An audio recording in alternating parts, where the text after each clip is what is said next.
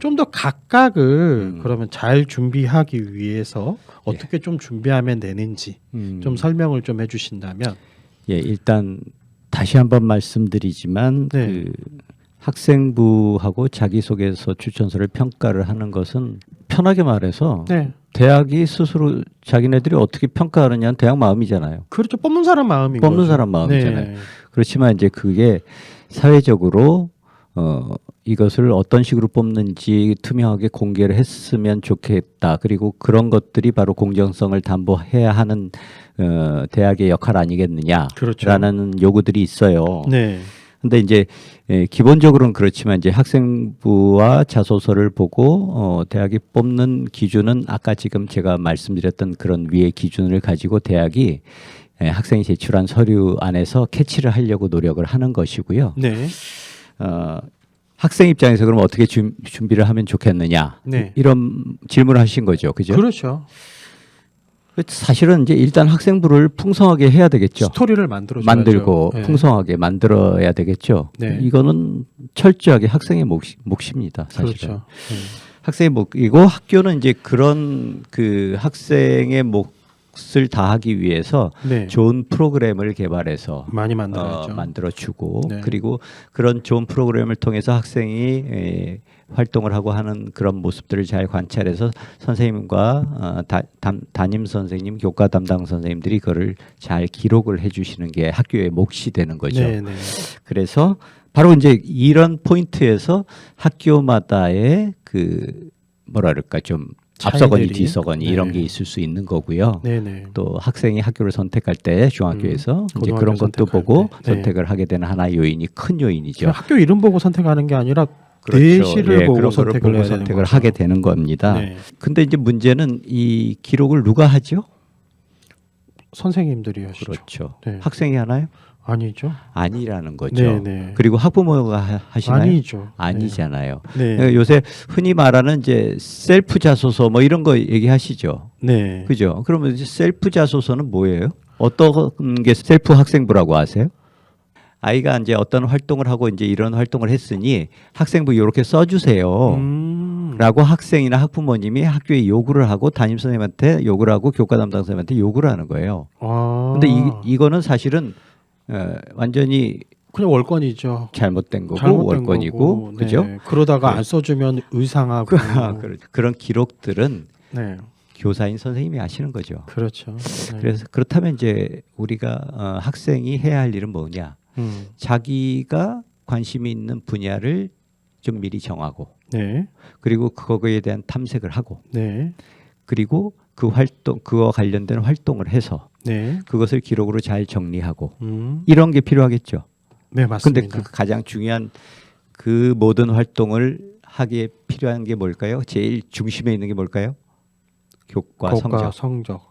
네. 이거는 이제 정말 참 어쩔 수 없어요. 난 이걸 좀 비껴가고 싶은데 근데, 핵심은 예, 계속 교과 교과 성적으로 성적이에요. 예, 중요하니까요. 제가 지난번에도 음, 말씀드렸지만 사정관제에서 학종으로 네이밍이 바뀌면서부터 이거는 필수적으로 일어날 수밖에 없는 상황인 거예요. 그렇죠. 그러니까 네. 학생부라는 명칭 자체가 앞에 네. 들어가는 순간 이제 모범생을 좀 뽑아라라는 의미가 된 이유이기도 하고요. 제가 너무 요행을 바라고 있나요? 아닙니다. 그래서 이제 결국 결론을 드리면 학종은 대학에서 네. 자기 대학이 지원한 학생의 학교생활 기록부에서 이 학생이 도대체 어떤 학생일까? 이런 것에 대해서 고민하고 평가를 하겠죠, 그죠? 네네. 이것을 정성적이고 종합적으로 평가하는 전형이라고 했는데요. 네.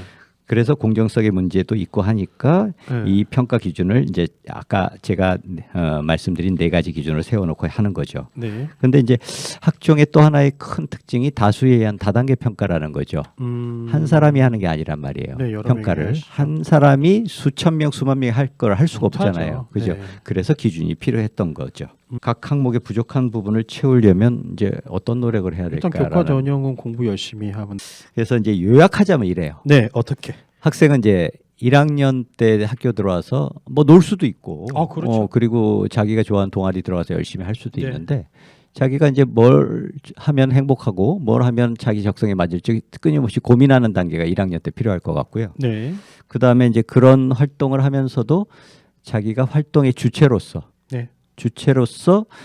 내가 이렇게 적극적으로 참여했다.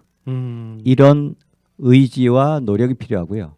그 다음에 정말 중요한 게 이제 그런 것들을 기록으로 남겨두어야 네. 나중에 셀프 자소서가 아니라도 네. 자기소개서에서도 그걸 아주 요긴하게 쓸 수 있는 거고요. 보면은 자기가 1학년 때 뭘 했는지 2학년 때 몰라요. 모르는 예. 친구들이 많더라고요. 네. 그 다음에 이제 그 태도, 애티튜드죠. 그렇죠. 이제 어떤 활동을 하던가 간에 그 활동을 접하는 태도, 출결, 예, 적극성 뭐 다 있죠. 그런 태도, 그다음에 그런 활동을 통해서 자기가 배우고 느낀 거. 네. 근데 제가 지금 말씀드리는 이 활동이라는 것은 꼭 그 동아리나 진로나 봉사나 이렇게 창의적 체험 활동의 활동만을 의미하는 건 아니라는 거 네. 이해해 주시기 바라고요. 네. 예, 광의의 의미로 활동입니다.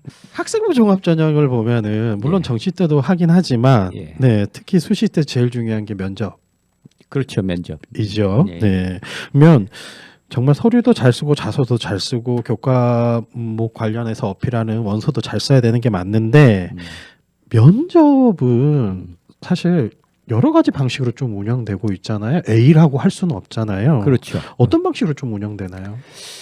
이 면접을 제가 지난번에 학종을 운영하는 전형 방식에 대해서 설명을 드릴 때 이제 가장 커다란 기준점이 면접이 있냐 없냐 네. 그거였거든요. 네. 그러면 이제 면접이 없는 학종의 전형 방법에서는 면접이 아무 의미가 없죠. 네. 내가 이제 면접에서 좀 약점을 보인다. 그러면 어떻게 할까? 어떤 전형이 유리하겠습니까?